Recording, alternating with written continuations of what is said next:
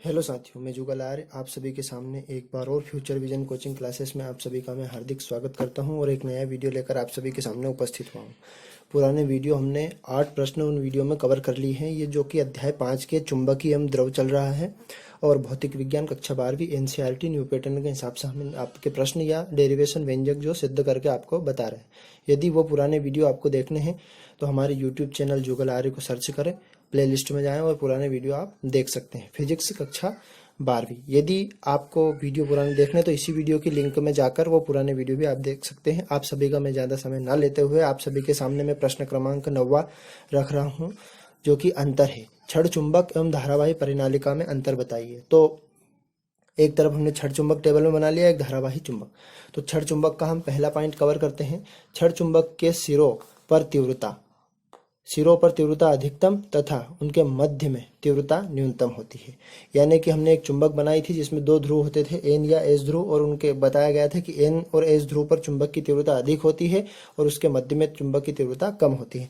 परिनालिका का भी जब हमने व्यंजक सिद्ध करा था उसके अनुसार देखना, परिनालिका के अंदर प्रत्येक बिंदु पर तीव्रता एक समान, यानी कितने भी बिंदु आप बना दोगे तो वहां पर चुंबक की तीव्रता समान होगी और उनके सिरों के आसपास थोड़ी सी उससे कम रहेगी। अगला वाला पॉइंट हम देखते हैं, दूसरा वाला, इस चुंबकत्व यानी इसका किसका, छड़ चुंबक का चुंबकत्व स्थायी होता है। छड़ चुंबक आपको बना के दिखा देते हैं। जैसे ये चुंबक होती है, इसमें सिरा होता है एन सिरा और एस सिरा, तो ये इसका स्थायित्व होता है। और इसमें जो होती है इसका चुंबकत्व प्रवाहित धारा के मान पर, यानी कि जब धारा प्रवाहित की जाती है उसके मान पर निर्भर करता है और धारा का मान बढ़ाने पर चुंबकत्व का मान भी बढ़ जाता है और धारा का मान घटाने पर चुंबकत्व का मान भी घट जाता है। अगला वाला पॉइंट हम देखते हैं, पॉइंट नंबर 3। इसके सिरों की ध्रुवता नियत होती है, यानी स्थिर होती है, जैसी रहती वैसी फिक्स होती है। और इसके सिरों की ध्रुवता धारा के प्रवाह की दिशा, यानी कि पूरी की पूरी धारा पर निर्भर करेगी, केंद्र बिंदु पर और समान रहेगी और अन्य सिरों पर थोड़ी सी कम रहेगी। इसमें धारा प्रवाह होने पर उसका मान बढ़ता है और घटता है और इसमें धारा के ऊपर निर्भर करती है। तो ये हमने अंतर कवर किया। अब प्रश्न नंबर हम 10वां कवर करने वाले हैं। प्रश्न नंबर 10वां है, भू चुंबकत्व, यानी भूमि से संबंधित चुंबक तत्व से आप क्या समझते हैं इसके बारे में समझाइए। यानी भू चुंबकीय तत्व कितने प्रकार के होते हैं और उनके प्रत्येक के बारे में हमें समझना है। तो पहले भू चुंबकीय तत्व के बारे में समझते हैं। तो भू चुंबकीय तत्व किसी भी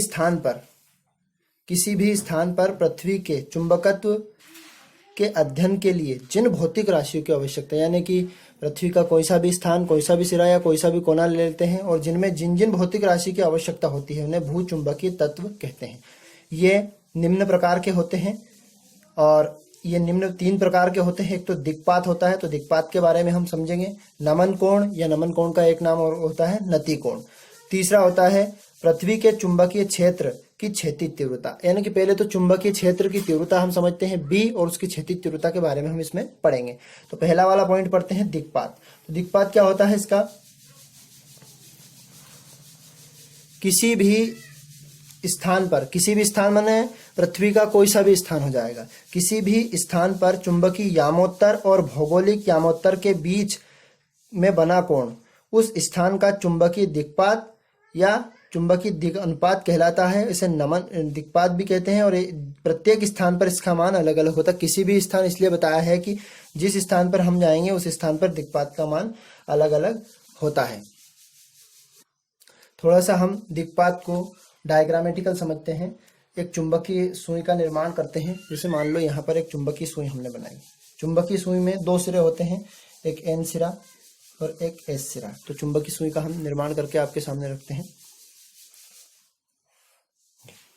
मान लो इसको हमने इस वाले सिरे को एन नाम दे दिया तो ये वाला सिरा एस हो जाएगा और इसके मध्य से एक रेखा गुजार दी और यहां से यदि हम यथार्थ पे लंबवत मध्य बिंदु से गुजारते हैं, है ना, तो ये इसको यथार्थ उत्तर भी बोलते हैं या यामोत्तर भी बोलते हैं। यथार्थ उत्तर या यामोत्तर यहां लिख सकते हैं।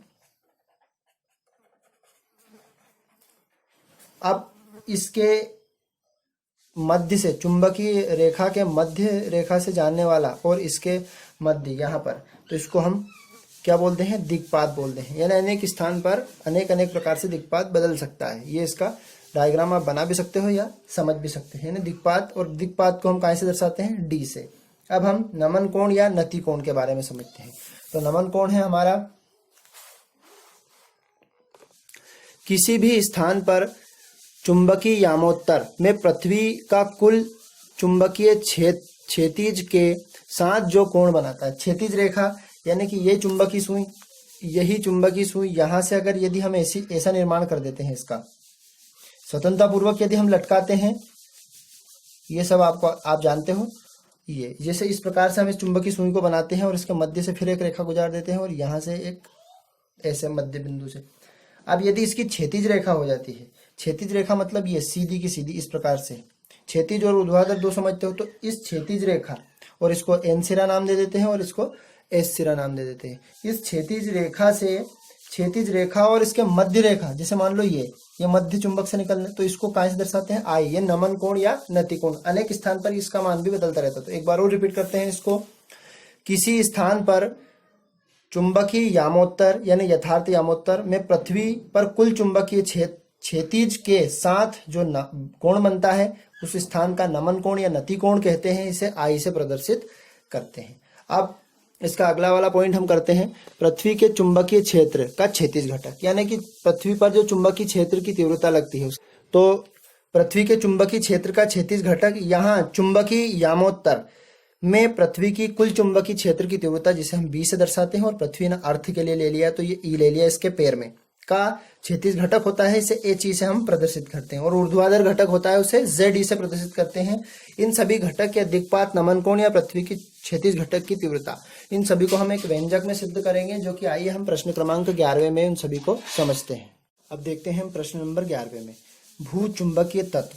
अभी हमने भूचुंबकीय तत्व के बारे में पढ़ा, उसी प्रकार से भूचुंबकीय तत्व में संबंध स्थापित कीजिए। तो भूचुंबकीय तत्व एक तो हमारा था क्षैतिज घटक एच ई, और एक था हमारा जेड ई, और एक था हमारा आई के मध्य में संबंध स्थापित करना है, अथवा सिद्ध कीजिए कि आई बराबर, मतलब फर्स्ट वाले को सिद्ध करना है, 10 आई बराबर जेड ई अपान एच ई, और दूसरा वाला है चुंबकीय क्षेत्र की तीव्रता बी का वर्ग बराबर क्षैतिज की तीव्रता का वर्ग और इसके ऊर्ध्वाधर घटक की तीव्रता, जहां संकेतों के सामान्य अर्थ है, जो कि हम पढ़ भी चुके हैं कि आई नमन कोण या नति कोण है, और ये चुंबकीय क्षेत्र की तीव्रता है, और एच ई क्षैतिज घटक है, और जेड ई ऊर्ध्वाधर घटक है।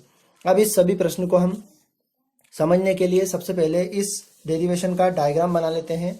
तो इस डेरिवेशन का डायग्राम है हमारा, एक चुंबकीय सुई ले लेते हैं जिसमें दो सिरे होते हैं, एक तो एन सिरा और एक एस सिरा। उसको समझते हैं। चुंबकीय सुई,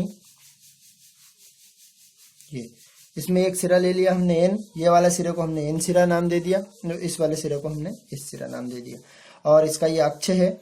अब इससे यहाँ से यदि एक रेखा हम गुजारते हैं, यानी कि चुंबकीय क्षेत्र की तीव्रता, उसको हम नाम देते हैं चुंबकीय क्षेत्र की तीव्रता। ये हमने एक रेखा बना ली चुंबकीय क्षेत्र, यहाँ से जैसे मान लो ये, इसको हमने क्या नाम दे दिया, बीई। अब इसका एक ऊर्ध्वाधर घटक, इसके दो घटक प्राप्त होते हैं, एक तो ऊर्ध्वाधर घटक और एक होता है क्षैतिज घटक। तो हम इसका निर्माण करते हैं पहले।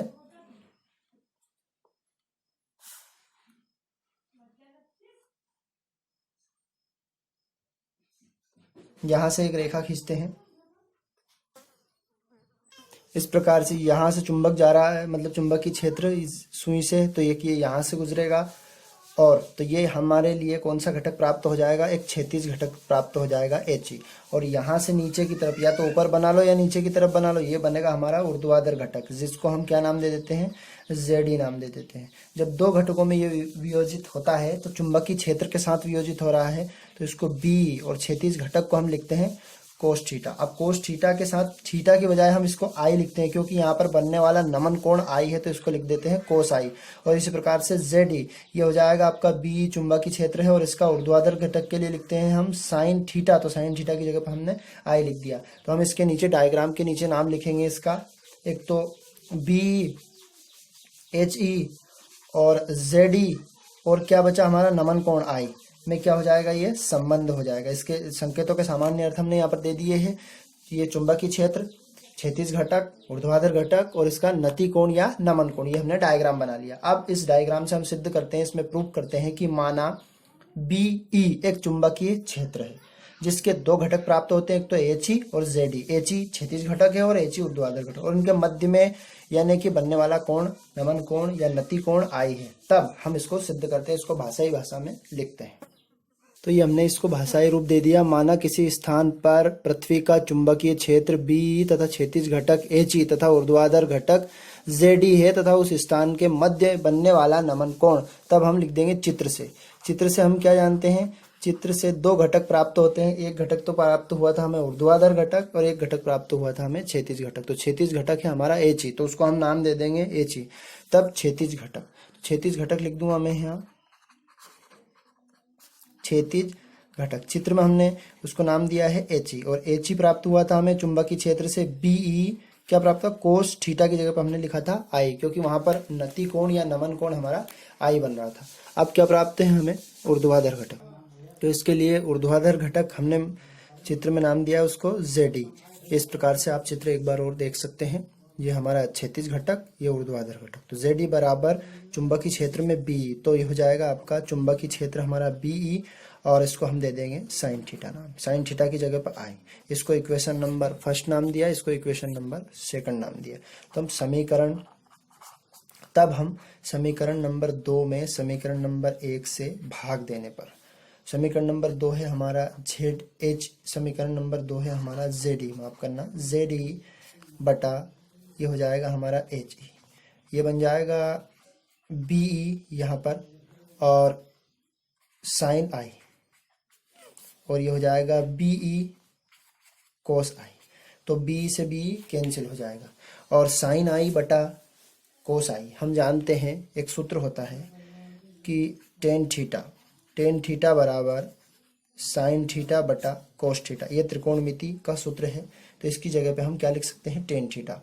तो हम लिख देंगे Ze बराबर Ze बटा He, पैर में लिखना है इनको, और ये लिख देंगे टेन I। तो इसको जमा के यदि लिखना है तो ये इधर हम लिख देंगे इसको, तो यदि जमा के लिखते हैं तो ये लिख देंगे टेन I बराबर Ze अपॉन He। तो ये हमने पहला वाला प्रश्न में जो दिया था वो हमने अनुपात सिद्ध कर दिया। अब दूसरे वाले को हम समीकरण नंबर यहाँ लिखते हैं, समीकरण 1 और 2 का वर्ग करके जोड़ने पर, समीकरण 1 और 2 का, तो हमारा समीकरण नंबर 1 था, समीकरण नंबर 1 में था हमारे पास क्षैतिज घटक। तो पहले He का वर्ग जोड़ रहे हैं, तो B हमारा He और Zd, He और Zd का वर्ग। तो एक तरफ था हमारा Be का वर्ग, फिर यहाँ पर लिख देंगे हम Be के साथ क्या था हमारे पास, साइन कोस का वर्ग I प्लस Zd का, माफ करना, समीकरण 1 हमने एक लाइन लिखी, समीकरण 1 और समीकरण नंबर 2। तो समीकरण नंबर 1 का वर्ग करने पर तो LHS का वर्ग करा हमने, Zd का वर्ग किया, फिर इसके बाद यहाँ पर दोनों का वर्ग करेंगे तो ये Be का वर्ग भी हो जाएगा और कोस I का वर्ग भी हो जाएगा, प्लस फिर Be का वर्ग और ये साइन I का, साइन I ऐसा कैसे, और साइन का वर्ग कर देंगे।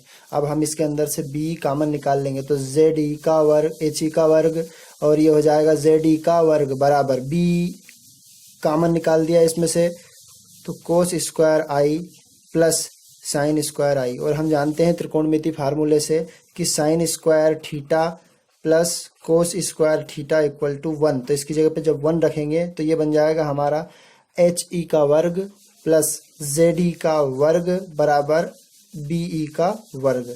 तो ये हमें दूसरी वाली कंडीशन इसकी सिद्ध करनी थी। तो हम कह सकते हैं हम कि दोनों शर्त में हमने क्या कर दिया, He Zd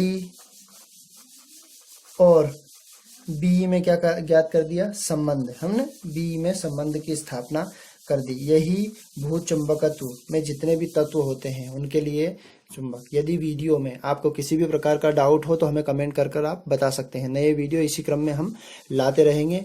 चैनल पर यदि आप हमारे नए हैं तो सब्सक्राइब करना ना भूलें और हमारे वीडियो को शेयर कर दें ताकि ज़रूरतमंदों के पास पहुंच सके। धन्यवाद साथियों।